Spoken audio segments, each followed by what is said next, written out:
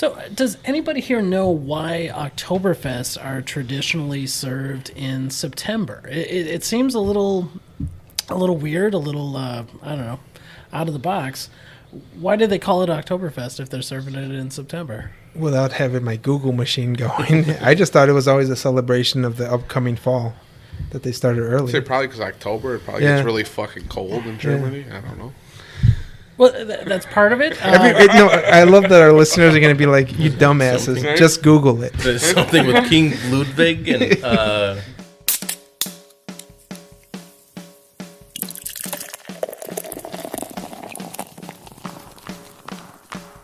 Cheers. You stumbled on into the Tap Takeover podcast.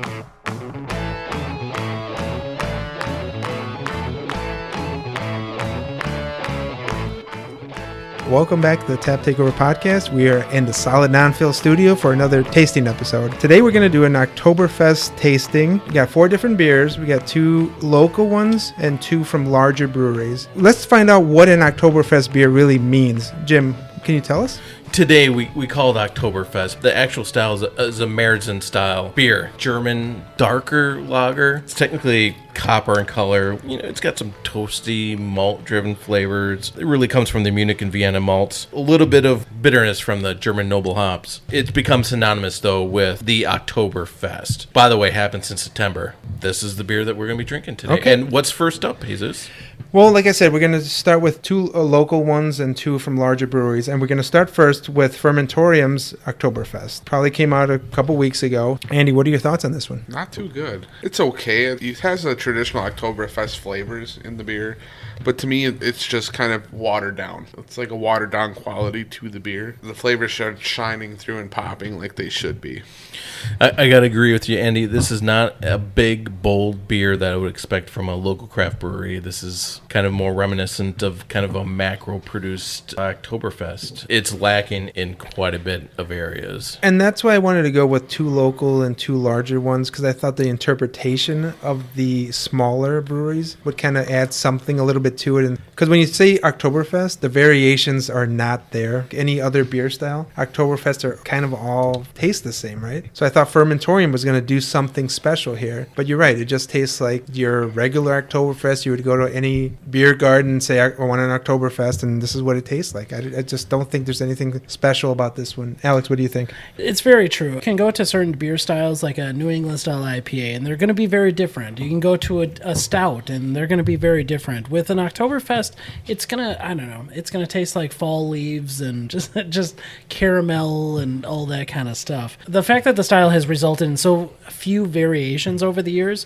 really speaks to what a solid style it is. The Marzen style, you know, it goes all the way back to a Munich king brewing a beer as a wedding gift for his son. I think ever since that beer, everything since then has been in very much the same sort of vein. And this Fermentorium is no different. It's okay. This is not my favorite style. I don't know about you guys, but it's definitely not my favorite style. As a style, no, not my favorite, but the time of the year, right? We're all doing I would say, though, as a style, it can be a really great beer. Yes. But I expect a big malt backbone to really support those German noble hops, and this just kind of is kind of wishy-washy throughout the whole. I agree with Jim completely. I mean, it's very wishy-washy, and I mean, maybe locally, what's happened since Carl's left the Fermentorium, we don't know. Beer's definitely been produced after he was gone. It's a substandard Oktoberfest to me. That's very true. If you go back and listen to our episode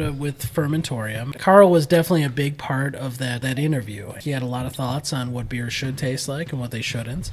And the fact that they're doing this without Carl now, I don't know, that may lend a different sort of perspective to their brewing. This one, I don't know, it's not a hit for me. I'm interested to see what some of these other beers taste like, especially the other one from Milwaukee. What do we have up next here, Jesus? The next one is Mobcraft's effort at Oktoberfest. It's called Mobtoberfest. I had this last week. Can't wait for you guys to try it. Is this a fairly new one for Mobcraft? I don't think they ventured into the Oktoberfest arena. Yeah, exactly. Andy, what do you think about this? The Mobtoberfest isn't bad. It's actually kind of tasty. Jim said it was clocking in at 6.3. Might cover up a tackle some of the deficiencies and add to some of the flavor. It's actually a decent Oktoberfest. I enjoy it. It's definitely on the higher end of the ABV scale for this style of beer, but there's definitely a lot of malt flavor come through on this one. Yeah, this one tastes a lot more caramelly. This is the sort of flavors that I associate with an Oktoberfest beer.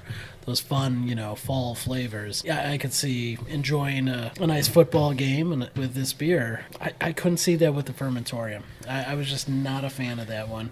This one's not too bad. I really like their interpretation of it. To me, Oktoberfest is tough style, but I like this one. It's an easy drinking beer. I think they did good. It's really good. It's like a local boy makes good. Henry and Andrew and all the guys at Mobcraft, I think you guys did a good one here. So let's go on to our next beer. So this is where I want to go into like a little bit of the larger breweries. So now we're going to do a Sierra Nevada Oktoberfest. This is 2018. If you guys listen to this, I'm butchering the name. I'm sorry, but this is a collaboration with Weinheimssteffen, the world's oldest brewery. This is their collaboration beer, Oktoberfest. So, Andy, what do you think? It's more of a traditional Oktoberfest for me. It's got that nice bready, malty backbone for me. It's quite tasty, reminiscent of fall. It's a little light on the caramel undertones that usually come with an Oktoberfest. But overall, it's a crisp, lighter version of an Oktoberfest, I'd say. Yeah, it feels like we're getting more traditional the further we go. We started off with kind of a non-traditional Fermentorium and then a more traditional Mobtoberfest. And this feels like the most traditional Oktoberfest that we've had so far. Jim, would you agree on the style? Absolutely. I think that collaboration has really brought across the traditional flavors with the breadiness. This is far away something you would absolutely experience if you went over to Munich for Oktoberfest. I think you hit the nail on the head, honestly. This is it's a great beer. The collaboration worked because they went to the source, if you will. And no, they did a good job on this one. I think it's a great Oktoberfest. Straight to the teat. Yes. To the German teat. Yeah. This is a good one. Really enjoying this one. It's nice, it's crisp, it's it's gonna be good on a fall day. If you're walking the dog through the crunching leaves, like this is the sort of beer that you want with you. So the other thing to remember is actually if you're in Oktoberfest, you're drinking liters of this stuff, right? I mean, this is not something you're just having a little 8-ounce pour of. You're drinking liters and liters of this stuff. So it needs to be very much towards that lager style, something crisper, drier that you can drink a lot of.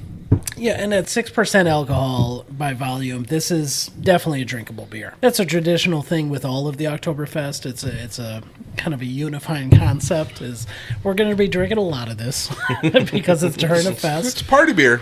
Yeah. So let's get to the next one. Let's finish this off. Before we get to our last beer, Alex, give us a little history lesson. I'm the history major of the podcast. And let me just tell you a little bit about the Oktoberfest beer and why we drink it in September, because that seems a little counterintuitive that we're drinking an Oktoberfest beer in September.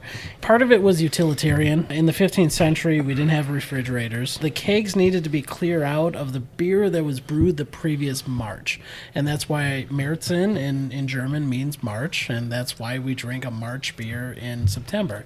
But part of it also dates back to the original Oktoberfest, which was to celebrate the wedding of Bavarian Crown Prince Ludwig and Princess Therese of Saxony-Hilberghausen, some weird words that Close enough. you don't necessarily know of. That was in 1810, and they had such a great party that every year after they decided to continue that party, and then it got a little cold in October, so they decided to extend it into September so that they could celebrate outside a little more. So it's very utilitarian. That's why we celebrate a lot of the Oktoberfest in September and why it's been kind of traditionalized into that. But Oktoberfest runs all the way through October, and anytime September, October is a good time to drink an Oktoberfest. So tell us about this last beer that we're drinking here, Jesus. This is our last one, and I wanted to stick outside of Wisconsin and still go with a larger brewery. So we went to Bell's. So this is Bell's Oktoberfest. This is this year's. Everything is from this year, so you can go on and grab it. Andy, your thoughts? Bells, congratulations. You've won this tasting for me. It's actually very well done.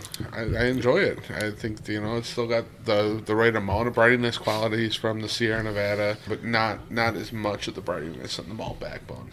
It's just a light, crisp, refreshing fall beer.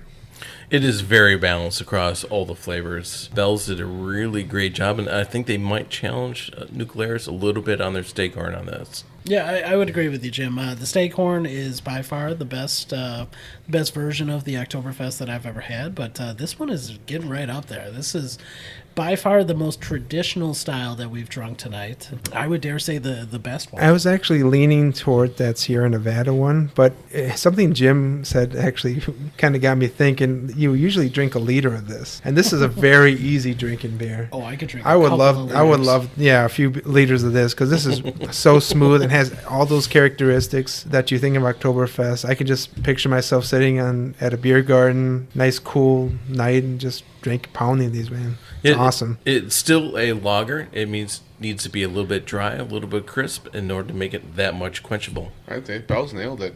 They really did. No, very good. So what do you guys think? To wrap it up, what order would you put everything? I think for me, I would definitely go Bell's. Head over heels way more than the other ones. Then I'd say Mobcraft and the Sierra Nevada Oktoberfest are about a tie, and Fermentorium. I mean that's fail territory for me.